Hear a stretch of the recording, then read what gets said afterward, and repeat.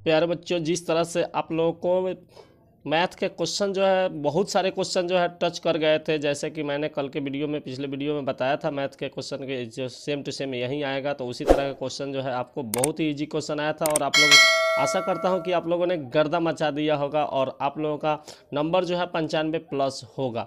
तो इसी विश्वास के साथ मैं आज का वीडियो लेकर आ गया हूं, जो आप लोग के लिए कल के एग्ज़ाम के लिए बहुत ही इम्पोर्टेंट है। और यह जो है कल आप लोगों का, जैसा कि पता है कि आप लोगों को विज्ञान का एग्ज़ाम होने वाला है और विज्ञान में आपको टोटल 110 क्वेश्चन जो है आने वाले हैं और 80 नंबर के क्वेश्चन जो है आने वाले हैं, जिसमें कि आपको टोटल जो है आपको 40 जो है आपको OMR शीट पर आंसर देना होगा और उसमें से 80 क्वेश्चन रहेंगे जिसमें 40 का ही आंसर आपको मात्र देना है। ठीक है, तो इसी उम्मीद के साथ मैं शुरू कर रहा हूं। मैं हूं जितेंद्र सर और आप लोग देख रहे हैं JK डिजिटल क्लासेस। अगर आपने अभी तक मेरा यूट्यूब चैनल सब्सक्राइब नहीं किया है तो प्लीज़ सब्सक्राइब कर लीजिए, ताकि आपको हर अपडेट जो है एग्ज़ाम से संबंधित मिलता रहे और आपके परीक्षा में धमाल मचाते रहो। ठीक है, तो चलिए बच्चों, हम लोग शुरू कर रहे हैं आज के क्वेश्चन। आज के क्वेश्चन आप लोगों के सामने आने वाला है। ठीक है, तो फर्स्ट क्वेश्चन आ गया है आपके सामने, जिसमें से आपको 80 क्वेश्चन रहेगा और 40 का ही मात्र आंसर देना है। ठीक है दोस्तों, तो चलिए यहाँ पर फर्स्ट क्वेश्चन आपके सामने आपके स्क्रीन पर ये रहा। किस दर्पण की फोकस दूरी ऋणात्मक होती है दोस्तों? तो किस दर्पण की फोकस दूरी ऋणात्मक होती है? तो अवतल दर्पण की ऋणात्मक होती है, इसलिए आपका ऑप्शन A, B जो है बिल्कुल सही उत्तर हो जाएगा। और अगर उत्तल की बात करें तो उसमें हम लोग धनात्मक हो जाएगा। ठीक है दोस्तों, तो चलिए आगे बढ़िए और याद कर लीजिएगा, पूरा रट कर जाइएगा, ताकि आप लोगों का एक नंबर जो है छूटे नहीं। दूसरा नंबर क्वेश्चन आपके सामने आपके स्क्रीन पर ए रहा दोस्तों। दर्पण की फोकस दूरी और वक्रता त्रिज्या में क्या संबंध होता है? तो यहाँ पर भी आपका ऑप्शन बी हो जाएगा। F बराबर होता है R/2, इसलिए बी आपका बिल्कुल सही आंसर, सही जवाब हो जाएगा। चलिए आगे बढ़िए और अगला क्वेश्चन आपके स्क्रीन पर ए रहा। सामान्य दृष्टि के लिए स्पष्ट दृष्टि की न्यूनतम दूरी कितनी होती है? तो देखिए बहुत सारे भुलवाने के लिए दिया है, 25 मीटर दिया है, 25 सेंटीमीटर, 25 मिलीमीटर भी दिया है। तो आपका ऑप्शन कौन सा होगा? बी नंबर होगा, 25 सेंटीमीटर होगा। ठीक है दोस्तों, आगे बढ़िए और अगला क्वेश्चन आपके स्क्रीन पर ए रहा। श्वेत प्रकाश का कौन सा वर्ण रंग किसी प्रिज्म से गुजरने के बाद यानी कि पश्चात सबसे कम झुकता है? तो सबसे कम झुकने वाला कौन है? तो आपका ऑप्शन सी हो जाएगा, बिल्कुल सही उत्तर लाल जो है कम झुकता है। ठीक है, चलिए आगे बढ़िए और अगला क्वेश्चन आपके स्क्रीन पर ए रहा। मानव आँख की रेटिना द्वारा बनाई गई छवि होती है। रेटिना द्वारा जो छवि बनाया जाता है हमेशा वास्तविक और उल्टा बनाया जाता है, लेकिन हम लोग को मस्तिष्क में ऐसा क्षमता होता है दोस्तों कि उसे सीधा करके देखें, इसलिए आपका ऑप्शन बी जो है बिल्कुल राइट जवाब हो जाएगा। ठीक है, तो चलिए हम लोग आगे बढ़ते हैं और अगला क्वेश्चन जो है देख लेते हैं। आकाश का रंग नीला प्रतीत होता है, किसके कारण प्रतीत होता है? तो प्रकाश के प्रकीर्णन के कारण जो है नीला प्रतीत होता है, तो इसलिए आपका बी ऑप्शन बिल्कुल सही जवाब हो जाएगा। आगे बढ़िए और अगला क्वेश्चन आपके स्क्रीन पर।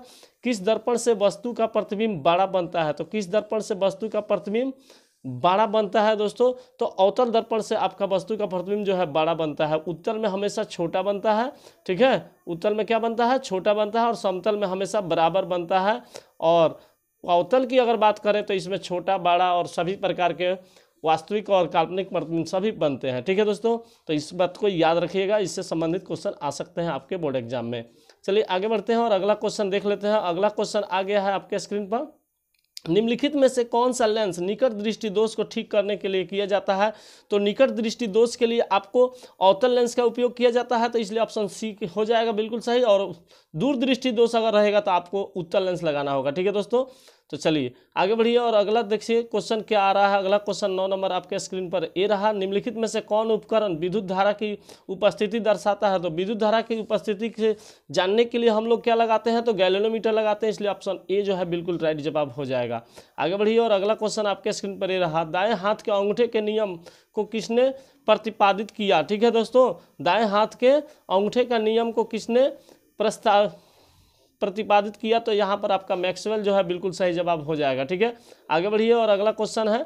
विभवांतर का एसआई मात्रक क्या होता है? तो विभवांतर या विभवांतर कहिए चाहे विभव कहिए, सबका एसआई मात्रक वहाँ पर हो जाएगा आपको वोल्ट, इसलिए ऑप्शन ए जो है बिल्कुल सही जवाब हो जाएगा। आगे बढ़िए, अगला क्वेश्चन आपके स्क्रीन पर ए रहा। निम्नलिखित में से किस संयोजन द्वारा प्रतिरोध का मान बढ़ता है? तो देखिए समानांतर क्रम में प्रतिरोध 1 से हमेशा कम होता है और श्रेणी क्रम में ज़्यादा होता है, इसलिए यहाँ पर ए जो है बढ़ता है, मान पूछा है प्रतिरोध का बढ़ता है, तो इसलिए श्रेणी क्रम आपका सही आंसर हो जाएगा। ठीक है, आगे बढ़िए और अगला क्वेश्चन आपके स्क्रीन पर, चुंबकीय बल रेखा की प्रकृति होती है। तो चुंबकीय बल रेखा की प्रकृति आपको दोस्तों काल्पनिक होती है, इसलिए आपका ऑप्शन ए जो है बिल्कुल सही जवाब हो जाएगा। आगे बढ़िएगा, यहाँ पर देखिए 1 किलोवाट घंटा किसके बराबर पूछ दिया है दोस्तों। तो 1 किलोवाट घंटा किसके बराबर होता है, तो आप लोग जानते हैं, चलिए नहीं जानते हैं तो हम बता देते हैं, 3.6 × 10⁻6 जूल के बराबर होता है, इसलिए ऑप्शन आपका सी जो है बिल्कुल सही जवाब हो जाएगा। आगे बढ़िए और अगला क्वेश्चन आपके स्क्रीन पर, ए रहा नवीकरणीय ऊर्जा का स्रोत है। तो देखिए नाभिकीय, कोयला और प्राकृतिक, तीनों आपका ए, सी और डी ऑप्शन जो है नहीं होगा, तो इसलिए ऑप्शन बी जो है बिल्कुल सही उत्तर हो जाएगा। ठीक है, जो कभी खत्म नहीं होने वाला ऊर्जा है। यहाँ पर आपका 16 नंबर क्वेश्चन है, कौन सा लेंस अपसारी लेंस भी कहा जाता है। तो कौन सा लेंस अपसारी, अपसारी का मतलब होता है कि जो आपके किरणों को क्या करे, चारों ओर फैला दे, तो इसलिए आपका ऑप्शन ए जो है बिल्कुल सही जवाब हो जाएगा, उत्तर अवतल लेंस। ठीक है, अवतल लेंस हो जाएगा। ठीक है दोस्तों, आगे बढ़िए और अगला क्वेश्चन आपके स्क्रीन पर, प्रकाश का प्राथमिक वर्ण है लाल, नीला, हरा, सभी। तो यहाँ पर हम लोगों का प्राथमिक वर्ण जो होता है क्या होता है, सभी होता है। ठीक है दोस्तों, इसलिए आपका ऑप्शन जो हो क्या हो जाएगा, तो आपका ऑप्शन जो हो जाएगा यहाँ पर आपका डी नंबर हो जाएगा बिल्कुल सही जवाब, यानी कि सभी। चलिए आगे बढ़िए और अगला क्वेश्चन है आपके स्क्रीन पर, निम्नलिखित में से नेत्र का रंगीन भाग होता है दोस्तों।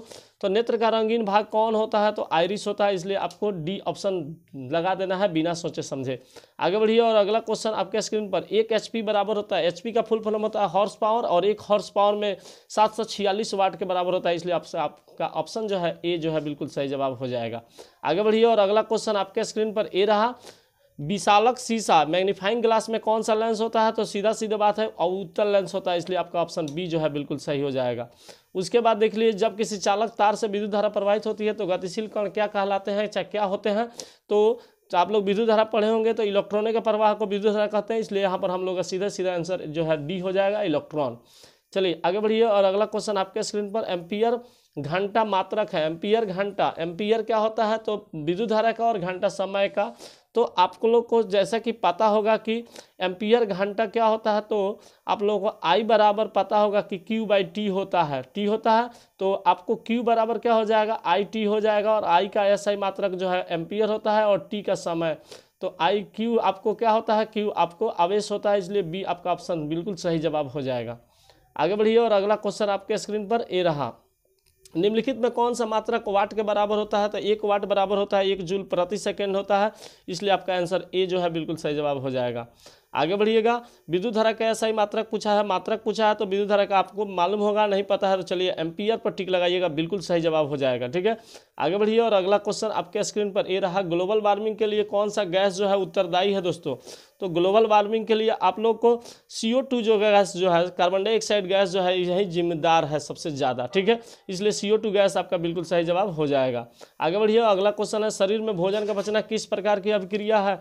तो ये देख लीजिए, बहुत ही लॉलीपॉप क्वेश्चन है, बहुत ही इजी क्वेश्चन है, आप लोग जानते होंगे या नहीं जानते हैं। तो चलिए, यह जो है उपचयन अभिक्रिया है, इसमें आपको ऊष्मा बाहर निकलता है और ऑक्सीजन जो है अंदर लगता है। ठीक है, तो इसलिए उपचयन अभिक्रिया है, जिसको ऑक्सीकरण अभिक्रिया भी कहते हैं आप लोग।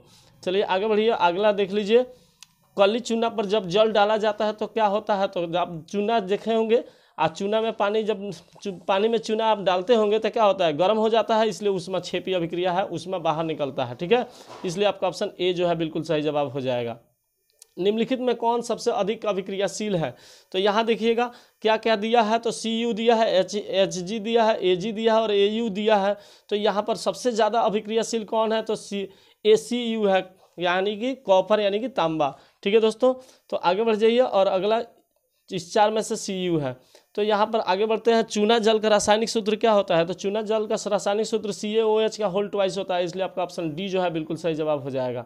अगला क्वेश्चन आपके स्क्रीन पर, ए रहा, कोई विलयन जो है, ठीक है, कोई विलयन जो है लाल लिटमस पत्र को नीला कर देता है। तो दोस्तों देखिएगा, लिटमस पत्र की जहां बारी आएगा तो रट लीजिएगा AR का मतलब है एसिड, तो रेड हो जाएगा, एसिड होगा तो रेड होगा, लिटमस पत्र क्या होगा, रेड होगा। और BB अगर बेस होगा तो ब्लू होगा। ठीक है, तो इस ट्रिक को याद रखिएगा, आपको बहुत फायदा आएगा। AR का मतलब एसिड चेंज इनटू रेड, और BB का मतलब बेस चेंज इनटू ब्लू, यानी कि क्षार जो है ब्लू नीला कलर में बदल जाते हैं। तो विलयन जो है लाल लिटमस पत्र को नीला कर देता है, तो क्या होगा, वह क्या होगा, क्षार होगा, इसलिए आपका ऑप्शन जो है डी जो है बिल्कुल सही हो जाएगा। क्या चीज़, ए और बी दोनों ऑप्शन। ठीक है, आगे बढ़िए और अगला क्वेश्चन आपके स्क्रीन पर ये रहा है, एल्काइन में कार्बन कार्बन के बीच। तो देखिए एल्काइन है, तो यहाँ पर एल्काइन में क्या होता है, एल्काइन का अगर फार्मूला देखिएगा लो तो आप लोगों को पता चलेगा कि वहाँ पर CnH2n-2 होता है, यानी कि 3 बॉन्ड होते हैं, इसलिए यहाँ पर एल्काइन में कार्बन कार्बन के बीच जो है 3 बंधन होते हैं, इसलिए आपका ऑप्शन सी जो है बिल्कुल सही जवाब हो जाएगा। आगे बढ़िए, ग्लूकोज का आणविक सूत्र पूछा है दोस्तों, जो कि बहुत ही आसान है, आप लोग फर्स्ट लेसन में पढ़े होंगे। लाइफ प्रोसेस में C6H12 और O6 होता है, इसलिए आपका ऑप्शन ए जो है बिल्कुल सही जवाब हो जाएगा। आगे बढ़िए और अगला क्वेश्चन है, उच्च वसीय अम्लों के सोडियम लवण क्या कहलाते हैं। तो उच्च वसीय अम्लों के सोडियम लवण जो है साबुन कहलाते हैं। ठीक है दोस्तों, इसलिए आपका ऑप्शन जो है ए जो है बिल्कुल सही हो जाएगा। ठीक है, इसलिए ए आप पर टिक लगा दीजिएगा, ए बिल्कुल सही जवाब हो जाएगा और आपका पूरा नंबर मिल जाएगा। आगे बढ़िए, -CHO अभिक्रियामूलक कौन सा है। तो -CHO अभिक्रियामूलक जो है दोस्तों एल्डिहाइड ग्रुप का है, इसलिए आपका एल्डिहाइड आंसर हो जाएगा। पूरा रट लीजिए, क्योंकि आज ही टाइम है आप लोगों के पास और कल आप लोग एग्जाम में जाना है, और रट कर जाइएगा तो बहुत ही फायदा होगा और आप लोगों का नंबर जो है एकदम गर्दा उड़ा कर आएगा और बहुत बढ़िया नंबर आएगा, बेहतरीन नंबर आएगा। चलिए देखते हैं अगला क्वेश्चन, और अगला क्वेश्चन है, आवर्त सारणी के किसी आवर्त में बाएं से दाएं जाने पर तत्वों की परमाणु त्रिज्या क्या होती है। तो देखिए बाएं से दाएं जाते हैं तो क्या होता है कि केवल परमाणु संख्या जो है देखने को, परमाणु संख्या नहीं बढ़ता है ज़्यादातर। ठीक है, यानी कि वहाँ पर आवर्तों की जो सेल का नंबर होता है, कक्षा के नंबर होता है, क्या होता है, सेम रहता है, और कक्षा के सेम रहता है, लेकिन वहाँ पर क्या होता है, इलेक्ट्रॉन की संख्या पहले के अपेक्षा कक्षा के जो भरते जाते हैं, इसलिए वहाँ पर त्रिज्या जो है पहले से घटती जाती है। ठीक है, तो इसलिए आपका ऑप्शन ए जो है बिल्कुल सही जवाब हो जाएगा। निम्नलिखित तत्वों को उनके अधातु के गुण के अनुसार सजाएंगे। तो यहाँ पर देखिएगा, अधातु जो है फ्लोरीन है, ऑक्सीजन है, कार्बन है, बेरियम है, लिथियम है, आपका ऑप्शन ए जो है बिल्कुल सही जवाब हो जाएगा। ठीक है, तो यहाँ पर ए ऑप्शन में टिक लगा दीजिएगा। आगे बढ़िए, सिलिकॉन क्या है। तो सिलिकॉन दोस्तों आपको, सिलिकॉन क्या है, ना धातु है ना अधातु है, तो उपधातु हो सकता है, इसलिए उपधातु होता ही है, इसलिए उपधातु हो जाएगा, बिल्कुल सही जवाब। आगे बढ़िए, निम्नलिखित में कौन विद्युत धनात्मक तत्व है। तो विद्युत धनात्मक कौन है, तो सोडियम है, जो कि अपना इलेक्ट्रॉन त्याग देता है, तो इसलिए सोडियम Na आपका सी ऑप्शन बिल्कुल सही जवाब हो जाएगा। टिहरी बांध का निर्माण किस प्रदेश में किया गया है। तो टिहरी बांध का निर्माण जो दोस्तों आपको नर्मदा नदी के ऊपर टिहरी बांध बांधा गया है, तो उत्तराखंड में स्थित है, इसलिए आपका ऑप्शन बी जो है बिल्कुल सही जवाब हो जाएगा, उत्तराखंड। यहाँ पर निम्नलिखित में किस धातु को केरोसिन तेल में डुबा कर रखते हैं दोस्तों। तो सोडियम को केरोसिन तेल में डुबा कर रखा जाता है, आप लोग याद कर लीजिए, सोडियम, यानी कि बी ऑप्शन बिल्कुल सही जवाब हो जाएगा। अपमार्जक से बनाए जाते हैं। तो Surf Excel, shampoo, easy Surf, सभी। तो अपमार्जक से देखिए, सर्फ एक्सल, शैम्पू और इजी सभी जो है क्या है, सभी झाग उत्पन्न करने वाली चीज़ है, इसलिए अपमार्जक से आपको सभी बनाए जाते हैं। शैम्पू लगभग सर्फ कंपनी के सभी है, इसलिए आपका ऑप्शन डी जो है बिल्कुल सही जवाब हो जाएगा, सभी। सौर सेल में किसका उपयोग होता है। सौर सेल में दोस्तों आपको सिलिकॉन का यूज होता है और चांदी का यूज होता है। ठीक है, इसलिए यहाँ पर आपका ऑप्शन में सिलिकॉन है, तो सिलिकॉन टिक लगा दीजिएगा। ठीक है, इसलिए ऑप्शन बी जो है बिल्कुल सही जवाब हो जाएगा। आगे बढ़िए, निम्नलिखित में से किसका उपयोग खाना बनाने वाले ईंधन में नहीं होता है। तो देख लीजिए क्या ऑप्शन में क्या दिया है। तो CNG दिया है, LPG दिया है, बायोगैस दिया है और कोयला दिया है। तो यहाँ पर देखिए, LPG हम लोग खाना बनाने के लिए उपयोग करते हैं, कोयला भी उपयोग करते हैं, बायोगैस भी करते हैं, CNG नहीं किया जाता है, इसलिए आपका ऑप्शन ए जो है बिल्कुल सही जवाब हो जाएगा। आगे बढ़िए, 2Cu + O2 + 2 goes to 2CuO है, क्या है। तो देखिए यहाँ ऑक्सीजन जुट रहा है, तो जो ऑक्सीजन जुटेगा तो ऑक्सीकरण, अगर हटेगा ऑक्सीजन तो अवकरण। ठीक है दोस्तों, इसलिए आपका ऑप्शन ए जो है बिल्कुल सही जवाब हो जाएगा। निम्नलिखित में से किसका समीकरण, कौन सा समीकरण संतुलित नहीं है। तो यहाँ देखिएगा दोस्तों, यहाँ H है 2 गो, इधर भी 2 गो, तो Cl 2 गो, तो Cl भी 2 गो हो जाएगा। यहाँ भी दोनों समीकरण जो है संतुलित है, इसमें भी संतुलित है, तो आपका ऑप्शन बी जो है यहाँ पर संतुलित नहीं है। ठीक है, क्योंकि यहाँ O देखिएगा, यहाँ O कितना हुआ, 1 यहाँ, 2 यहाँ, 3 और 2 5 हुआ, यहाँ 3 दूना 6 सीधे दिख रहा है आपको, तो यहाँ पर 6 है, इधर 5 है, तो आपका ऑप्शन जो है बी बिल्कुल सही जवाब हो जाएगा।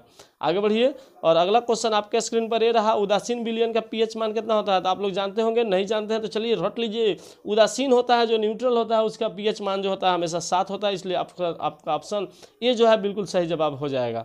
आगे बढ़िए, निम्नलिखित में कौन दुर्बल अम्ल है। तो दुर्बल अम्ल HNO3 नाइट्रिक एसिड कहते हैं, इसको HCl हाइड्रोक्लोरिक एसिड कहते हैं, और H2SO4 सल्फ्यूरिक एसिड कहते हैं। यह तीनों जो है आपको प्रबल अम्ल है तो ये आपका सी ऑप्शन बिल्कुल सही हो जाएगा। कार्बोनिक अम्ल CH3COOH जो है आपका सी ऑप्शन जो है बिल्कुल सही जवाब हो जाएगा।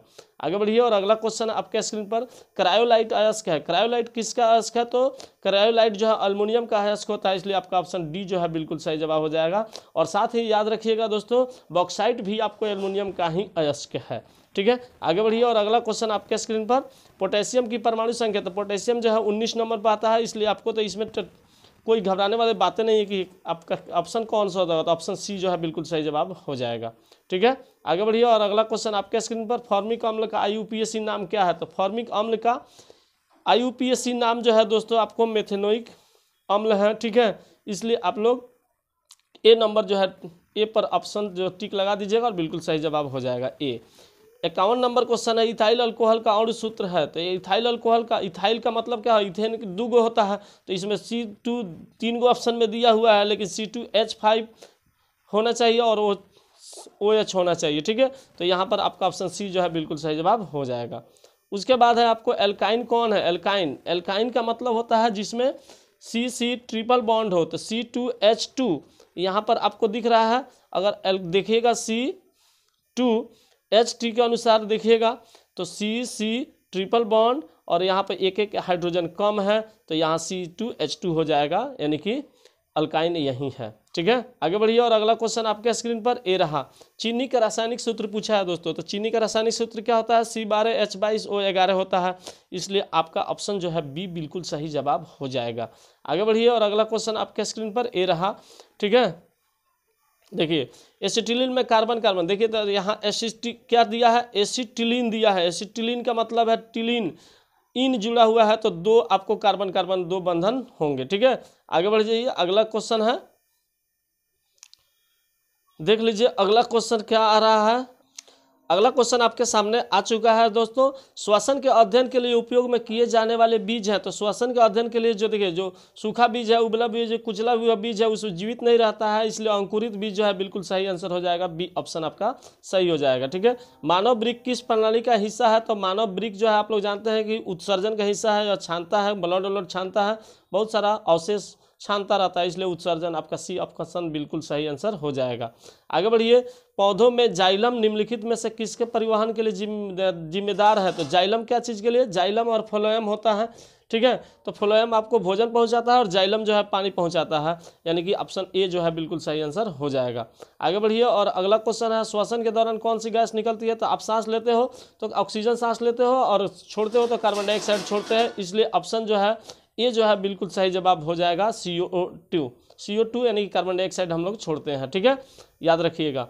फलों के पकने में निम्न में से कौन सा नियंत्रित किससे नियंत्रित किया जाता है, यानी कि कौन सा गैस जिम्मेदार है? तो इथिलीन गैस इसके लिए जिम्मेदार होता है, जो फल को पकाता है, जिसको आप लोग अपने भाषा में अलग अलग जगहों पर अलग अलग नाम से जानते हैं, जैसे कि हम लोग अपने देश में हम लोग अपने भाषा में कार्बाइड के नाम से जानते हैं। ठीक है, आगे बढ़िए और अगला क्वेश्चन आपके स्क्रीन पर, न्यूरॉन का वह हिस्सा जहाँ जानकारी हासिल की जाती है उसे क्या कहते हैं? तो उसे कहते हैं दोस्तों तंत्रिका कक्ष कहते हैं, तंत्रिका अक्ष कहते हैं। ठीक है, इसलिए आपका ऑप्शन बी जो है बिल्कुल सही आंसर हो जाएगा। उसके बाद देखिएगा क्वेश्चन नंबर 61 जो है आपके सामने है 61, निम्नलिखित में से कौन आपातकाल का हार्मोन है? तो आपातकाल का हार्मोन कौन सा है देखिएगा दोस्तों, तो आपातकाल का हार्मोन जो है पैराथायरोमोन है, इसलिए आपका ऑप्शन सी जो है बिल्कुल सही जवाब हो जाएगा। आगे बढ़िए और अगला क्वेश्चन है, निम्नलिखित में कौन सा अनैच्छिक क्रिया है? तो उल्टी, दिल की धड़कन, चबाना, अत्यधिक लार निकालना। तो यहाँ पर आपका उल्टी जो है बिल्कुल सही जवाब, चबाना जो है अनैच्छिक क्रिया है, जिसको हम लोग अपने मन से रोक सकते हैं, चबाना बंद कर सकते हैं। ठीक है, इसलिए आपसे ऑप्शन डी जो है बिल्कुल सही जवाब हो जाएगा। उसके बाद देखिए, मानव में गर्भ की अवधि कितना होती है? तो मानव में गर्भ की अवधि, बच्चे कितने दिन पर जन्म लेते हैं मानव में? तो 270 दिन पर होते हैं, यानी कि 9 महीना होते हैं। ठीक है, इसलिए आपका ऑप्शन ए जो है बिल्कुल सही जवाब हो जाएगा। गंगा एक्शन प्लान कब शुरू हुआ था? तो गंगा एक्शन प्लान जो है दोस्तों 1985 ईस्वी में शुरू हुआ था, इसलिए ऑप्शन बी जो है बिल्कुल सही जवाब हो जाएगा। ठीक है, अगर इसमें डाउट हो तो किताब से देख सकते हैं। मुकुलन द्वारा अलैंगिक जनन निम्नलिखित में से किस में होता है? तो मुकुलन द्वारा अलैंगिक जनन जो है दोस्तों आपको ईस्ट में होता है, इसलिए आपका ऑप्शन ए जो है बिल्कुल सही जवाब हो जाएगा। अगला क्वेश्चन है निम्नलिखित में से कौन सी बीमारी श्वसन तंत्र से संबंधित है। तो श्वसन तंत्र से संबंधित यहाँ डायरिया तो है नहीं, इसलिए टीबी और निमोनिया दोनों आपका सही है, टीबी और निमोनिया, इसलिए आपका ऑप्शन डी जो है बिल्कुल सही जवाब हो जाएगा। डी पर ध्यान रखिएगा, बी और सी दोनों दिया हुआ है। ठीक है, आगे बढ़िए और अगला क्वेश्चन आपके स्क्रीन पर ये रहा, मनुष्य और अन्य मांसाहारी जीव किसका पाचन नहीं कर पाते हैं दोस्तों। तो किसका पाचन नहीं कर पाते हैं, तो सेलुलोज का पाचन नहीं कर पाते हैं, इसलिए आपका ऑप्शन बी जो है बिल्कुल सही आंसर हो जाएगा। आगे बढ़िए और अगला क्वेश्चन आपके स्क्रीन पर ये रहा, ब्रेन हेमरेज का मुख्य कारण क्या है। तो ब्रेन हेमरेज कब होता है, तो हाइपरटेंशन के कारण, ज़्यादा सोचते हैं, ज़्यादा चिंतित होते हैं, तो उस अवस्था में आपका ब्रेन हेमरेज हो सकता है। ठीक है, आगे बढ़िए अगला क्वेश्चन आपके स्क्रीन पर ये रहा, निम्न में से परजीवी पादप कौन है। तो कसकट्टा, जिसको हम लोग क्या बोलते हैं, गोबर छत्ता बोलते हैं। ठीक है, तो उसको हो जाएगा आपको बी ऑप्शन बिल्कुल सही आंसर हो जाएगा। आगे बढ़िए और अगला क्वेश्चन है, हृदय से रक्त को संपूर्ण शरीर में पंप किया जाता है फेफड़ों द्वारा, ठीक है, अलिंदों द्वारा, इनमें से सभी। तो किसके द्वारा, फेफड़ों द्वारा किया जाता है, इसलिए आपका ऑप्शन ए जो है बिल्कुल सही हो जाएगा। ठीक है, आगे बढ़िए, हाइड्रा में अलैंगिक जनन की विधि है। तो हाइड्रा में आपको हाइड्रा में कौन सा होता है, तो मुकुलन विधि से होता है, इसलिए आपका ऑप्शन ए जो है बिल्कुल सही आंसर हो जाएगा। आगे बढ़िए, जनन संचरित रोग है, सिफिलिस, एड्स, गोनोरिया सभी। तो यहाँ पर जनन संचरित रोग यानी कि एसटीडी, ठीक है, सेक्सुअल ट्रांसमिटेड डिजीज के बारे में बात कर रहा है। तो यहाँ पर जो तीनों आपका ऑप्शन है, सिफिलिस, एड्स और गोनोरिया, तीनों ही जनन संचरित रोग है, इसलिए आपका ऑप्शन डी जो है बिल्कुल सही आंसर हो जाएगा सभी। आगे बढ़िए और अगला क्वेश्चन देख लीजिए, पुष्प का सबसे बाहरी भाग क्या कहलाता है। तो पुष्प का बाहरी भाग जो है दोस्तों आपको बाह्य दल पुंज कहलाता है, इसलिए आपका आंसर ए जो है बिल्कुल सही आंसर हो जाएगा। ठीक है, उसके बाद वाले भाग को दलपुंज कहते हैं दोस्तों। ठीक है, याद रखिएगा। ब्लड समूह ए में कौन सा एंटीबॉडी पाया जाता है। तो इसमें ए में आपको दोस्तों बी पाया जाता है एंटीबॉडी, इसलिए आपका ऑप्शन सी जो है बिल्कुल सही हो जाएगा। और बी में ए पाया जाता है, ओ में ए और बी दोनों पाया जाता है, ए बी में कोई नहीं पाया जाता है, इस बात को ध्यान दीजिएगा। ठीक है, आगे बढ़िए और अगला क्वेश्चन ये रहा आपके, रक्त में ग्लूकोज की मात्रा निम्नलिखित में से कौन नियंत्रित करता है।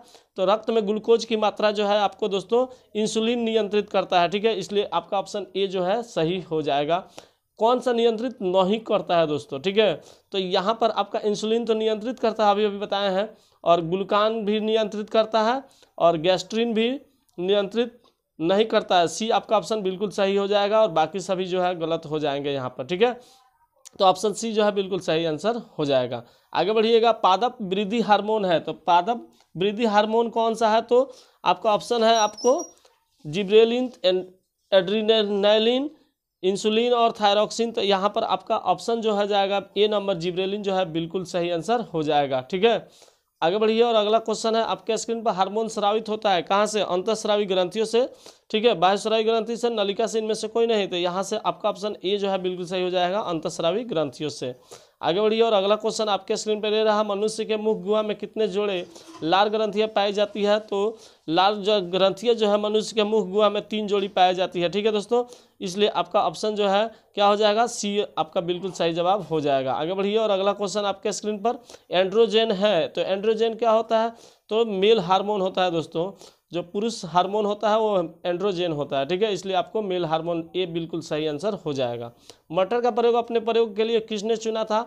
तो मटर का प्रयोग जो है दोस्तों मेंडल ने अपने प्रयोग के लिए चुना था, इसलिए आपका ऑप्शन ए जो है बिल्कुल सही उत्तर हो जाएगा। तो दोस्तों आप लोगों का 80 क्वेश्चन जो है आज मैं जो लेकर आ गया हूं, जो इसी तरह क्वेश्चन सेम टू सेम यही क्वेश्चन हो सकता है कि आपके एग्जाम में देखने को मिल सकता है। मेरा आज का क्वेश्चन समाप्त हो रहा है, और आप लोगों को आगे भी दिखा देता हूँ कि लघुत्तरीय क्वेश्चन जो है इस तरह से क्वेश्चन आ सकते हैं। प्रकाश के अपवर्तन के नियमों को लिखे, हो सकता है परावर्तन के नियम को भी लिखे, ये भी आ सकता है, इसलिए VVI है। जल और शीशा का अपवर्तनांक 4/3 3/2 है, तो प्रत्येक का प्रकाश की गति ज्ञात करना है।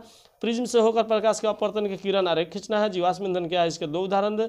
विद्युत विभव से क्या होता है, यहाँ पर क्वेश्चन आपके सामने आ रहा है, आप लोग इसको नोट कर लीजिए, वीडियो को पॉज करके देख सकते हैं और नोट कर लीजिए, और इसी क्वेश्चन को याद करके पूरा रट कर जाइएगा। और हम आशा करते हैं आप लोग एकदम परीक्षा में गर्दा मचा दीजिएगा, जैसा कि आप लोगों ने मैथ में किया उसी तरह सेम टू सेम इसमें भी कीजिएगा, और मेरा भरोसा जो है बरकरार रखिएगा। चलिए दोस्तों, तो इसी के साथ हम क्या करते हैं, अपने वीडियो को समाप्त करते हैं, और यहाँ से आप लोगों को देख लीजिए यही क्वेश्चन आएगा सेम टू सेम। ठीक है, तो चलिए हम समाप्त करते हैं। Thanks for watching JK digital classes. फिर मिलते हैं अगले वीडियो में हम, तब तक आपके लिए नए मॉडल सेट या नए क्वेश्चन का इंतजार कर रहे हैं कि नया क्वेश्चन जैसे ही मेरे पास आता है सीधे आपके पास पहुंचा दूं। Thank you for watching JK digital classes.